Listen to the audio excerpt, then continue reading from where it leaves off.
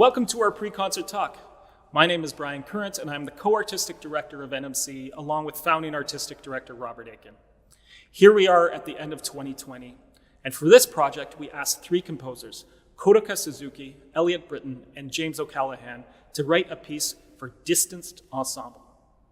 Here is our first composer, Kotoka Suzuki, talking to us about what this means to her. First of all, I really appreciate you giving me this challenge. I really felt it was like a really huge challenge that it's forced upon us in many ways to think this way, but I had never thought to do anything like this before. In some ways, I have collaborated at a distance I've done a lot of collaborations, but not to this scale. This was specifically for a large ensemble, so I chose 12. And to do that remotely is quite challenging. I mean, not to mention, of course, the unpredictability nature of the technology. Of course, technology helps, and I think it's possible with technology. You can use like a 3D ocular system, but of course, not everyone have that resource. And so I wanted to actually embrace this sort of unpredictability, as well as this kind of allowing any type of setup to make something that could be interesting. So this was quite a challenge. But also it made me think about, I guess, the intimacy, the intimacy aspect that you mentioned about. We all miss, I think, about going into a live performance. I miss it. And I think there's something unique about being in the same space. It's a shared same space that you experience with one another.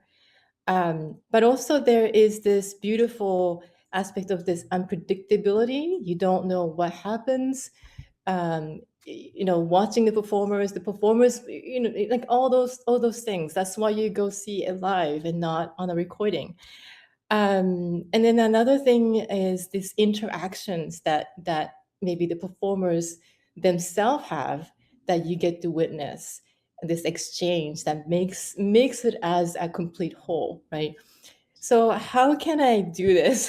So I really wanted to place that into this two-dimensional space with this limited technology. So I thought, so with low tech, can I still make it interesting? And I wanted it really was my intention to use as many, so 12, and playing simultaneously. And then also this unpredictability in nature, which you might see. So there's a little bit of I guess the image video kind of setup that in combination it makes it somewhat predictable. I wasn't sure what they're going to look like, and by placing them together with the 12 instrumentalists, they also form some kind of surprise. I mean, for me it was, and I like that about it. And yeah, and I guess, and then you could see them. And then the other thing I was thinking about is just to showcase the presence of the performer. So you'll see a lot of close up of the body. So their presence is really then expressed through their body, through what they decide to wear, through where they decide to record it. And also the recording itself shows their individuality, and especially of the space, because they're recording sound like their own space, and I wanted that they all sound like they're performing in a different space. And then also, I guess, lastly, like using things that they can find from their own home, that they feel that they choose what to use within the limitation, but they get to choose things that they have from their own home. Great, thank you. And we really do get that sense in the piece too, that you are focusing on them and their situation, and we get that from the video, and seeing them all together is really quite something. Now, you mentioned in the piece, or in the title of the piece, that it's a study, which in classical music or in traditionally means that you're you're practicing something for a technique that you might use in future works on a larger scale or not. So to what extent is this a study, and what are you studying? Yeah, I think I was referring to all these challenges that I had to think about. It was really a study for me to kind of learn this process of how do I make this work in this two-dimensional, it's a very unusual circumstance. How do you collaborate with performers in different ways? So that itself was a study for me. But as you see, it's a lot of visual. There's a lot of visual language that's incorporated into the structure of the piece, and for specifically gestures. So they're very simple gestures, things that we do it every day, primarily in the kitchen, and hence you have the kitchen in the background because it's about the kitchen. But yeah, so that's what I wanted to do, and the different kind of the relationship between the sound and the visual aspect was something that I'm interested in. So what articulates what, and oftentimes in my piece, especially the third movement, you see that the sound is articulating the visuals, and you'll see that in the way I demonstrated. But that in the different combinations I've expressed in the 3 different separate movements. And lastly, this notion of how do you make this 12 individual parts independent yet complete as a whole was something that I was really trying to figure out, or trying to explore. And so that's the study component, like really my process of trying to figure it out. I think part of this series, part of the theme, is that all the composers have had to learn to think a little more visually than they usually do. Although a lot of your pieces have these beautiful visuals that go along with it, and electronics that seem very seamless in the way that they cohabitate with visuals. So I'm curious to know how much visual thinking informs your writing and your composing, and how much visual art informs your life and work. Yeah, that's a good question. I do work with visual elements quite frequently in collaboration or by myself. But oftentimes, even if I'm not working with visual elements, I start with a drawing or sort of visual representation of a piece, and that inspires me for different kind of sounds and the structure. So with this particular piece, it did also start with visual. Like it's a very simple visual idea, and you see that all the time. But I was thinking, how can I do this in different ways and with different sounds? Visual elements it goes hand in hand in most of my works. Good. I think also we've all been, speaking of visuals, we've been admiring that kitchen behind you, the stock footage of. You should tell everyone that's not your real kitchen. That's a stock footage of some kind of Americana 1950s. Yes. Yeah. It's a kitchen. So this, I think, informed some of the choices of instruments you used. We have a bunch of percussionists, but it's not percussion instruments that they're playing, or traditional percussion instruments. Yes. So this was one of the challenge as well. I often like to incorporate things that are unusual, or I create the instruments myself. With this challenge, under our circumstance, it's impossible to do that. And also, to be honest, like this, what we're going through at the moment with the pandemic, it's really shedding light on the fact that we have to rely on technology, but not everyone have the resource. And so I'm really conscious about making it as flexible, as open to everyone as possible. So in terms of the instrument choice, this was also part of the reason why I chose something that anyone can find, everyone can, pretty much find, and if not, it's easy to get. So that was it. And the reason why I chose kitchen tools, anything from their kitchen, that was pretty much what it is. Um, the reason why I decided to do that is um, also, I think during this pandemic, I found myself cooking more. I think as a lot of people probably were. And I found a place of happiness, and I felt the kind of almost like norm, back to norm in some ways, like at home cooking. And so this was also the part of the reason why we decided kind of reflect on the fact that a lot of us are stuck in at home and making our home meal or cooking, spending more time in the kitchen. So this reason. Great, thank you. So that's about all the questions I think I have. But is there anything that you want to say about the piece that perhaps I haven't asked or that we should know? Um, Maybe just one is I'm really thankful for the performers. I just wanted to express my great thanks and to you and also the performers. It's to do this from their own home and respond to a lot of my requests and to make this happen. I really really appreciate it. Um, and I did have one more question, but I actually forgot about that. Um, I think actually what I wanted to say, I remember, is in this kind of during this very difficult time, it's a very challenging time. I wanted to express a little bit more of this kind of lightness. It's difficult to think lightly, but that was sort of my attitude of let's think of something that could be a little more, I don't know, light and shed little happiness, even if it's in our own space. Thank you, Kotoka. We look forward to listening to your work with you at 8 p.m. Our next composer is Eliot Britton, who is also based here in Toronto. We asked him about the story of this piece, which begins in beautiful southern Alberta.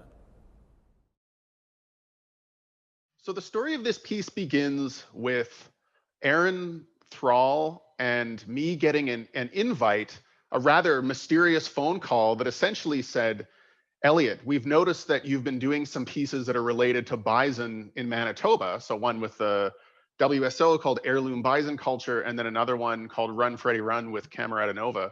And they said, we hear you like bison. I want to introduce you to these people in Alberta who are just about as bison crazy as you are, if not more so. And that's Leroy Little Bear and Amethyst First Rider, who are behind the Bison Repatriation Project. So they saw me and thought, this guy gets it. Let's get together and have a conversation. So that I got invited to Alberta, and it was kind of this weird situation, just arriving and then driving out into the middle of the prairie to just talk about bison with Aaron Thrall, Leroy, and Amethyst. And I realized that these were some incredible people who saw nature in sort of we all see nature in different ways, but the conversations we had about this sort of multi-dimensional, multi-scale, multi-size vision of time unfolding at different time scales was something that we all had shared and viewed in different ways. And Susan, who's a resident, I guess, biologist at the McIntyre Ranch, was also part of that because she helped me get out onto the land and see all of these animals. So I would go out with Leroy, Amethyst, Aaron, and Susan in different ways, seeing with different eyes. But then I also brought out a digital microscope and a bunch of other camera equipment and microphone equipment to be able to capture all of these things that people can't see. So I was collecting this material for about 3 years, going back and then getting the material in the summer. And after all of that was done, I really, when the opportunity with New Music Concerts came up, I thought, this is when I can finally start using this material. So it starts, as usual, with a lot of the projects that I do lately, with the challenge of remote presentation. And I wanted to do something that was the best version of this piece that could exist, not some kind of compromise that would exist, I guess, better on stage and somewhat compromised in the home.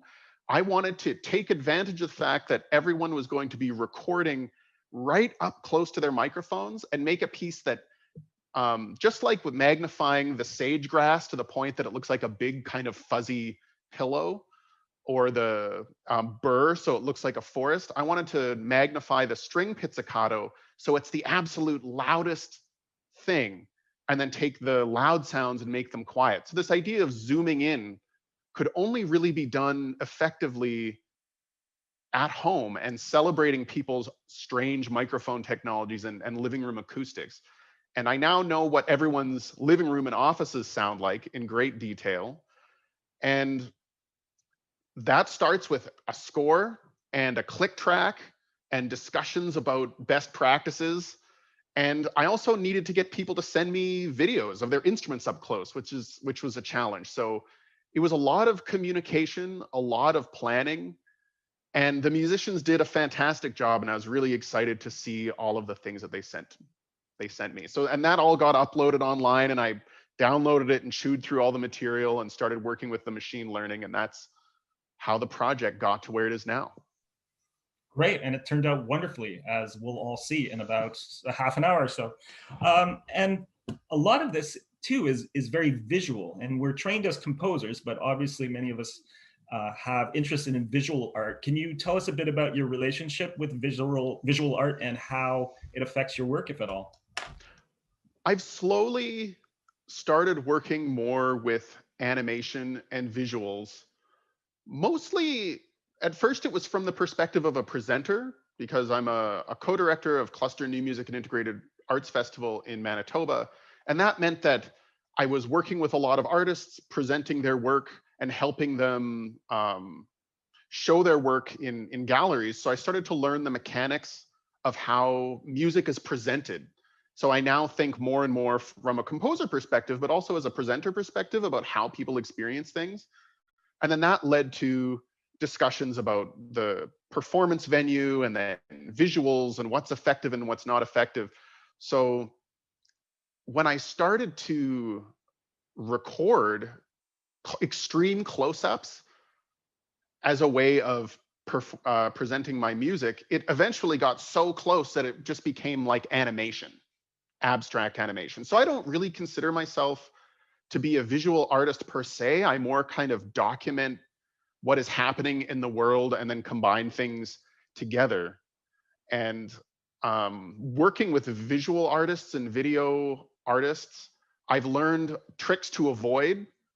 And sometimes I simply can't avoid them. Like I know at the beginning of this piece, everything starts in black and white, and the musicians are largely in black and white, because all of those musicians have wildly different cameras with wildly different lighting, with completely different resolutions and color temperatures. So the only way to make them look unified is to just go very aggressive with the black and white resolution, or the black and white monochrome. And I think the best I can do at this point is to try and avoid undermining the material. And I try and present it, and I let the computer sort of take control and generate things that are very strange. But I try and eliminate my decision-making process and focus as much as I can on the audio and try not to overdo it.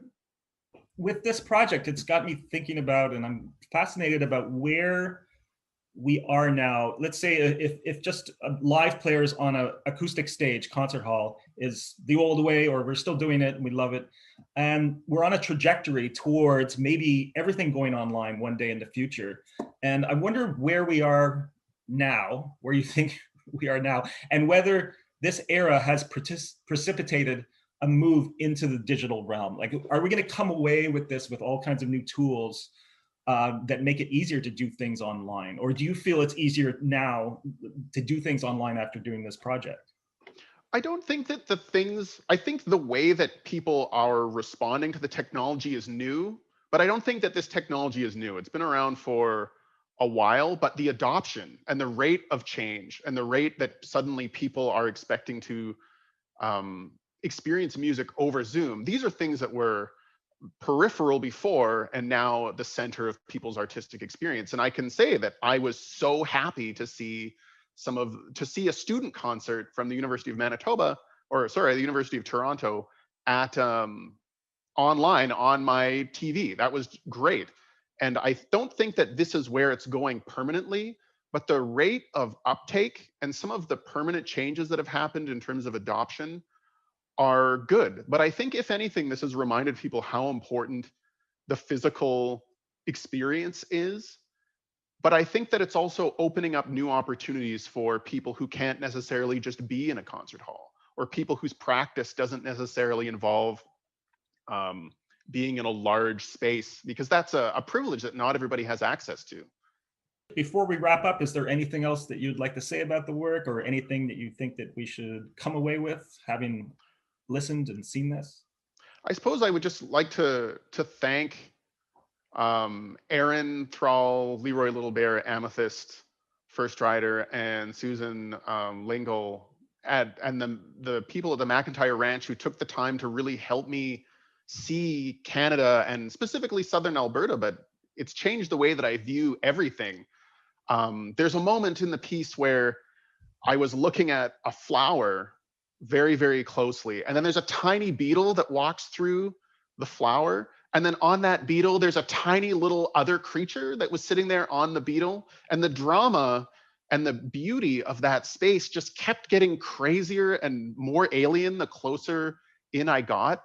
And I wouldn't have noticed that in the same way if it wasn't for the time talking to Leroy, Amethyst, and Aaron out on the land at the McIntyre Ranch. So I'm really grateful for that experience, and I would highly recommend that anyone, if you can, take advantage of the fact that the technology all around us is getting cheaper and more accessible by the minute. And the digital microscope that I use went from $6,000 to $40 1 year.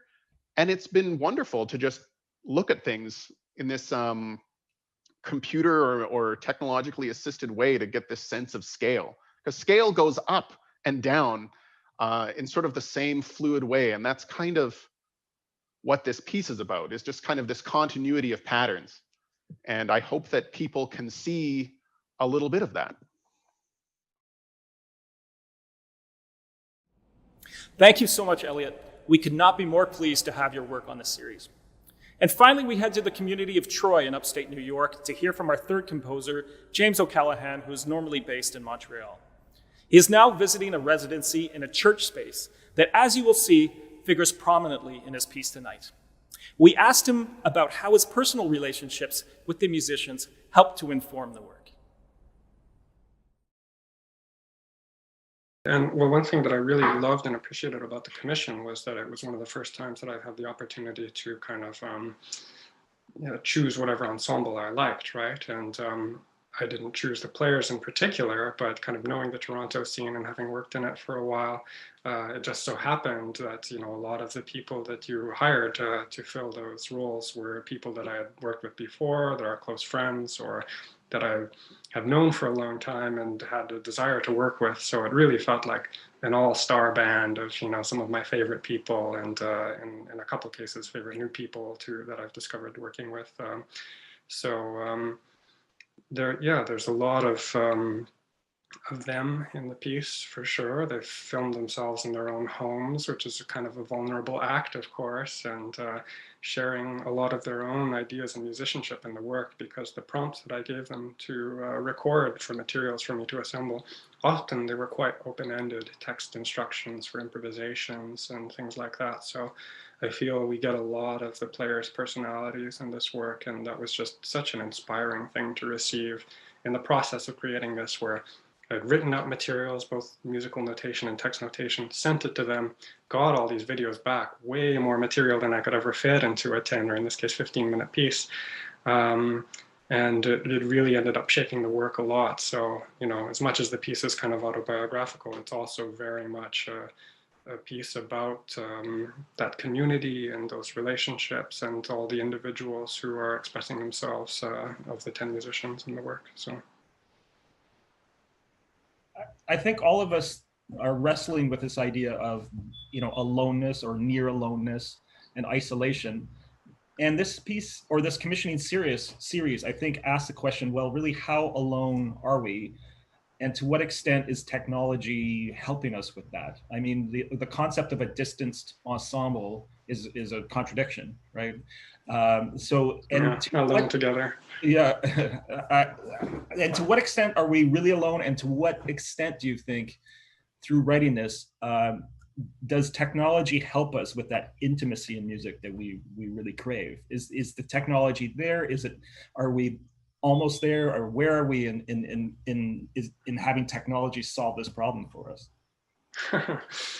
Well, that's a very big question, of course, and I definitely don't think that I would go so far as to say that technology is saving us from those conditions. You know, having a meeting up with a friend on FaceTime is just not the same. You know, so the same is true for concerts, absolutely. And I think that that's really, you hit on it quite well, and that's one of the things that drew me to be a concert music composer, was that sensation of intimacy and a shared sense of purpose and community, that you're all kind of going into a shared space. And it is quite church-like. A lot of the traditions of concert music come from the context of the church tradition of kind of all sitting together, facing something on stage. There's this sense of shared ritual, a shared sense of purpose and cultural code toward devoting your attention collectively to something, you know, outside of yourself, which is the music, right? And so that experience, to me, really can't be replicated except in an in-person setting. And so it's been a strange time for every profession, absolutely. But for being a concert music composer, I struggled with a lot of doubts about, you know, if I'm not making music for concerts, why am I writing concert music? You know, and I've spent a lot of time over the summer writing techno music, which was my first kind of introduction into music. So in this case, you know, when the opportunity is to make a socially distanced ensemble, which, as you say, is kind of an oxymoron, I really didn't want to try to kind of replicate that experience of a concert in the digital domain, because I really didn't think it was possible, and I just wasn't interested in it personally. I've been so burned out on seeing all these like Zoom pieces and live streams of kind of concerts from people's homes. So I wanted to do something that felt appropriate to the circumstances and appropriate to the conditions under which the work was being made. And I found ultimately it was really a great way for me to feel kind of connected to the music world, you know, because these are people that I know, and hopefully in sharing it in an event like this, we can have something of a sense of connection. But it's different for sure in quality than concert music. And you're somebody who I know to be really up on the latest kind of technological innovations in music, and, you know, not in a gimmicky way, in a really, you know, authentic way, and using it for good purposes. And so I'm curious to have your take on how far are we along the trajectory from our whole musical life moving into a digital realm. You know, if you think of the traditional, like you say, a church space or a church-like space, everything acoustic, everything live, to one day in the future having something where it's all in this digital arena. Two questions, I guess. Do you think, where are we along that trajectory? And is COVID going to increase that? Are we going to come out of this era with much more know-how into how to do things online, the same way we all of a sudden we all know how to have Zoom calls and share stuff on Zoom, where a year ago we didn't even know, like we were barely aware that even existed? Mm-hmm. Well, I do certainly feel unqualified to kind of pontificate about the directions that technology and society are heading and the way that they will shape our behavior, but my hopes are that this situation doesn't accelerate the destruction of concert music or those experiences. You know, I can imagine a kind of future where technology is something, rather than necessarily bringing us all together, is something that kind of striates us, and we can see kind of classes of people who spend more time online and people who kind of shun the technological metaverse, you know, where you're existing mostly as an avatar in a square on screen, and decide to return to a kind of more embodied and physical community, kind of in and around the cracks of that infrastructure. But I really don't know. I mean, I guess the more optimistic side of me sees it as something that just becomes integrated, and, you know, technology allows us to have greater access to opportunities for different kind of people. More people, we see that already, the more people have the tools to kind of teach themselves, tools to be creative or successful or connect with other people.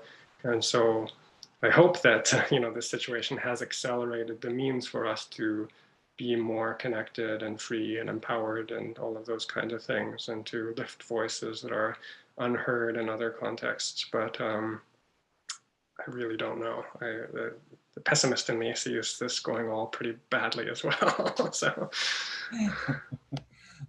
Okay, what about visual art? I think part of this series too is asking composers to think about visuals in a way that we are not always necessarily trained for, but has come across remarkably well across all three pieces, I think.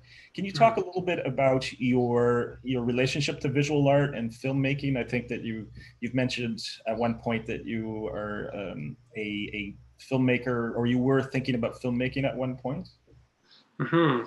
Well, I have to say I'm so excited to see what Eliot and Kotoka have come up with, because they're really two of my favorite artists who work with multimedia in Canada. So I can't wait to see what they've done. In my case, it was really a delightful opportunity to go back and kind of dive deeper into modes of expression and tools that I did have some experience with, but not a lot. So as you mentioned, I studied film before I studied music, and that was in the context of my undergraduate degree at Simon Fraser University, where it took me a long time to pick a major, and it was lucky that it's the whole thing about that school is an interdisciplinary arts program. So you're really encouraged to spend a lot of time taking classes from different artistic disciplines. And music was almost the last thing that I tried out of the different arts that they were tried. And I had no musical background before that, really, apart from like making techno and at home without any kind of musical knowledge or training, never having played an instrument. So I kind of did the tour of studying the year of theater, a year of visual art, and a year of filmmaking. And at the time, I really thought that film was going to be it, because it was this way to kind of synthesize all of those interests, and that, oh, I could make a film and make the music and, do the photography so I can have a visual thing. I can do the sound design. I could, be a director and, feel my love of theater in that context. And so it didn't end up going that way, and I dived deeper and deeper into music. But I've always tried to keep kind of one hand in that world and documenting, performances of my work. I've had the chance to really do something filmic with it and do multi-camera setups and do editing and stuff like that. And I always insist on editing the documentation of my work, even if somebody else does the camera work. So I've kept my chops up in that way. But this project was definitely like the most involved kind of film experience that I've had since, like, I think in 2008 or 9, I made a feature-length documentary about the coffee shop I worked in closing down. And it's awful. I hope nobody sees it, but it has been an itch that I've wanted to scratch for a long time. So it surprised me even that this project ended up basically becoming a short film. Thank you, James, and big thanks to all three composers for joining us for our pre-concert talk. For information about these composers, please see our concert program at newmusicconcerts.com. We'll see you right back here at 8 p.m. for our 50th anniversary commissioning series.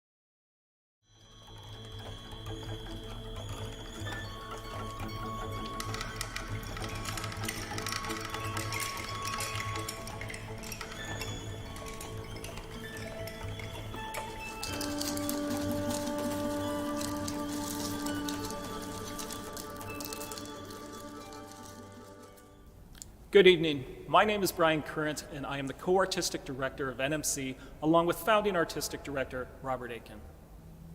Welcome to our 50th anniversary commissioning series, a project that was conceived during the height of the COVID lockdown in Canada in the spring of 2020. 3 composers, Kotoka Suzuki, Eliot Britton, and James O'Callaghan, were asked to create an original work for our musicians playing from their homes. The only thing we asked was that the players not need to travel outside of their homes, either to a recording studio or to get special equipment. The rest was up to the composers. As you will hear, all 3 artists responded wonderfully. For program notes and pre-concert content, please visit newmusicconcerts.com. Thank you and enjoy.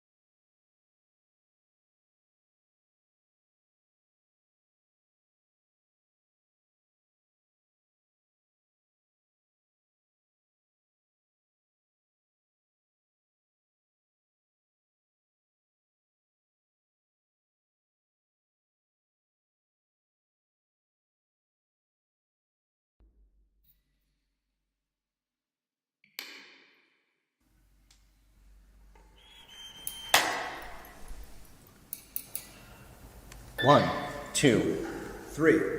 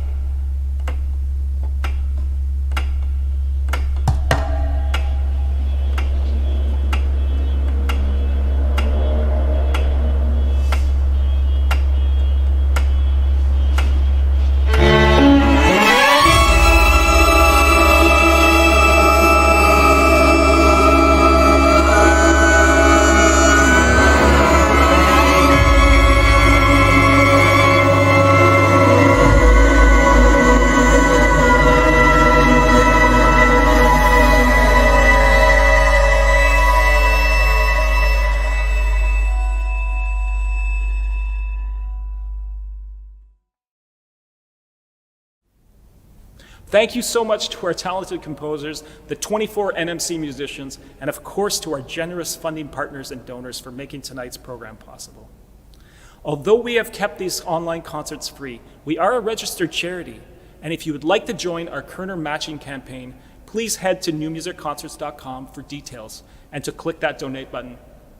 Thank you, stay safe, and good night.